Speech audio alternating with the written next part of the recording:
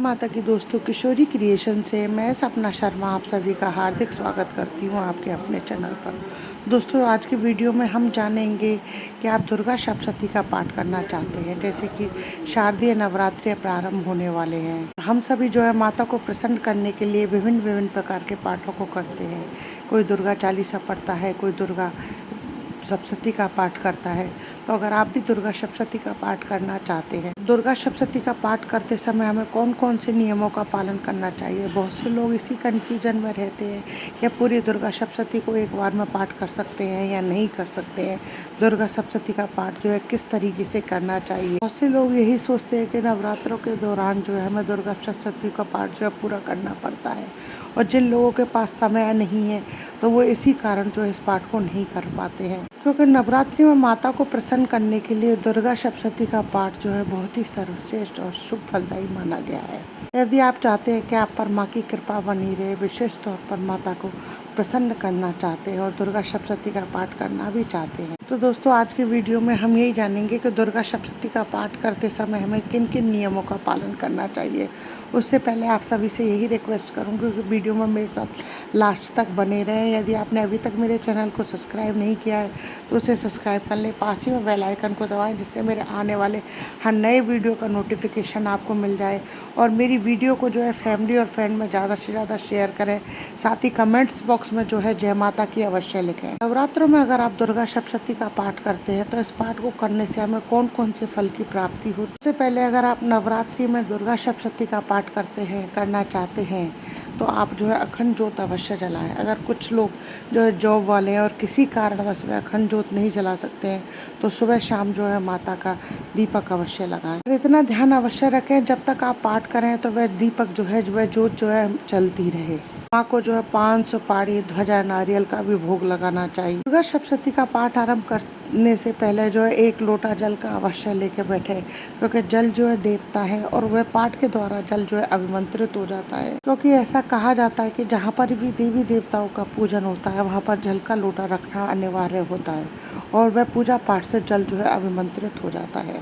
जल के लोटे का जो है हमारे पूजा के अंदर और हमारे जीवन के अंदर विशेष महत्व होता है, तो इसलिए जल का लोटा जो है पाठ आरंभ करने से पहले अवश्य रखें। जल के लोटे में हो सके तो थोड़ी सी दूब या कोई लाल रंग का फूल अवश्य डालें। फिर माता के पाठ के निमित्त जो है आप संकल्प अवश्य करें। संकल्प के जो है कोई भी पाठ पूरा नहीं होता है तो संकल्प करें। सर्वप्रथम जो है आपको माता का आह्वान करना है, माता से प्रार्थना करनी है, हे माँ दुर्गे, हे माता जगदम्बे, मैं किसी भी प्रकार के पूजा पाठ के विधि विधान नहीं जानती हूँ। ना मेरे को कोई मंत्र आता है, ना कोई विधि विधान आता है। जिस प्रकार भूख प्यास से पीड़ित बालक जो है माँ को ही पुकारते हैं, पशु पक्षी भी जिस तरीके से माँ की बाट देखते हैं। अम्बे माँ, मैं भी आपकी दया की प्रतीक्षा कर रही हूँ। हे अम्बे जगदम्बे माँ, आप मुझे शीघ्र आकर के दर्शन दीजिए। इस प्रकार के भयों से जो है मेरी रक्षा कीजिए। फिर माता की प्रार्थना करें। फिर प्रार्थना में इस प्रकार बोले, जय जयकार करो भवानी, आओ शरण भवानी की। एक बार सब प्रेम से बोलो, जय दुर्गे महारानी की। पहली देवी बैल पर असवारी,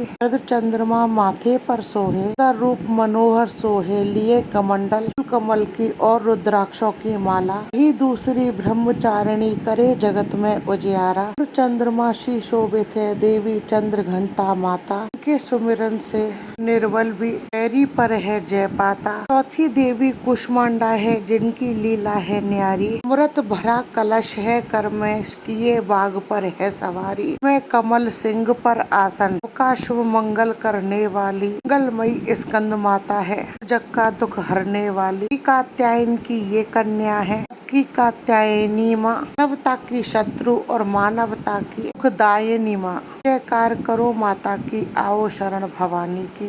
कालरात्रि देवी है, महाप्रलय ढाने वाली, प्राणी को खाने वाली, काल को भी खाने वाली, को भी है खाने वाली। श्वेत बैल है वाहन जिनका, पर श्वेतांबर है भाता। की महागौरी देवी है, की जगदम्बा माता। चक्र और गदा पद्म कर में धारण करने वाली ही सिद्धिदात्री माता है, सिद्धि सिद्धि देने वाली। जय जयकार करो माता की, आओ शरण भवानी की। एक बार फिर प्रेम से बोलो जय दुर्गा महारानी की। इस तरीके से आप जो है माँ दुर्गा की प्रार्थना कर सकते हैं। फिर इसके बाद में जो है माँ दुर्गा के 108 नामों का पाठ अवश्य करें। अगर 108 नामों का जाप नहीं कर सकते हैं तो माता के 32 नामों का भी जाप कर सकते हैं। दोनों नामावलियाँ जो है दुर्गा सप्तशती में दी हुई है। इसके बाद में जो है आपको कीलक स्त्रोत का पाठ करना चाहिए। 10 दिशाओं से जो है अपने आप को कीलित करने के बाद में कि हर तरीके से रक्षा होती है। शक्ति और जो है रक्षा कवच के रूप में स्थापित हो जाता है। अगला स्त्रोत, कीलक स्त्रोत, रात्रि सूक्त सारे पाठ करना जो है अनिवार्य होते हैं। इसके बाद में जो है आप दुर्गा सप्तशती के अध्यायों का पाठ आरंभ कर सकते हैं। दुर्गा सप्तशती में 13 अध्याय हैं। इनको इस तरीके से आप डिवाइड कर दें कि इनको आप 9 दिन में पूरा कर सके। पर कुछ लोग जो है नवरात्रों के फर्स्ट एंड लास्ट व्रत करते हैं तो पहले और आखिरी दिन ही पाठ करते हैं। कुछ जो है पूरे नवरात्रों में पाठ करते हैं, 9 दिन व्रत रखते हैं। कुछ लोग जो है 9 दिनों तक रोजाना में एक पूरी दुर्गा सप्तशती का पाठ रोजाना करते हैं। व्यक्ति का जो है अलग अलग एक तरीका है कि आपके पास समय का अभाव है जो आप 3-3 पाठ करके भी दुर्गा सप्तशती का पाठ कर सकते हैं। इसके बाद में जो है रात्रि सूक्त का पाठ, सिद्ध कुंजिका स्त्रोत का पाठ अवश्य करना चाहिए। फिर माता से जो है क्षमा प्रार्थना अवश्य करनी चाहिए। कई बार जो है अज्ञानतावश व्यक्ति से भूल हो जाती है, बोलना कुछ चाहता है कुछ और बोल जाता है। इसलिए माता के आगे करबद्ध जोड़ करके माता से यही प्रार्थना करें कि हे माँ, मुझे किसी भी प्रकार के विधि विधान का पता नहीं है। ना तो मैं मंत्र जानती हूँ, ना तंत्र जानती हूँ, ना ही आपको आह्वान करने की प्रक्रिया जानती हूँ। मैं तो बस आपका नाम उच्चारण करना जानती हूँ। इतना जानती हूँ कि आप मेरी माँ हो और मैं आपका पाठ कर रही हूँ, मैं आपको प्रसन्न कर रही हूँ और आप मुझ पर प्रसन्न हो रही हैं। माँ से यही करें कि हे माँ, मेरी जैसी भी पाठ पूजा है उसे आप स्वीकार करें और उसे सिद्ध करें। सारी प्रक्रिया करने के बाद में आप कपूर के द्वारा जो है कपूर प्रज्वलित करके माता की आरती करें। आरती करने के बाद में जो आपने जल का लोटा रखा हुआ है उसका आप स्वयं भी आचमन करें और अपने घर परिवार के सदस्यों को भी थोड़ा थोड़ा आचमन कराएं। साथ ही उस जल के छींटे जो है अपने घर में अवश्य लगाएं ताकि आपके घर में जो है पॉजिटिव एनर्जी का संचार और नेगेटिव एनर्जी जो है वो दूर हो। इसी के दौरान पूरी तरीके से इतना ध्यान करें कि आपका भोजन जो है बिल्कुल शुद्ध सात्विक हो, उसमें किसी भी प्रकार के तामसिक आहार का प्रयोग नहीं होना चाहिए। आपके विचार भी पूरी तरह शुद्ध होने चाहिए। लहसुन प्याज का भी सेवन आपको नहीं करना है। आपको किसी भी प्रकार की निंदा चुगली कोई भी ऐसे काम नहीं करने हैं जिसके आपकी पूजा निरर्थक हो। तो अपने इष्ट मित्र को भी जो है माँ दुर्गा सप्तशती के पाठ के बारे में अवश्य बताएं। आप भी माता की कृपा पाएं और अपने घर परिवारीजनों पर भी माता की कृपा और आशीर्वाद बनवाएं।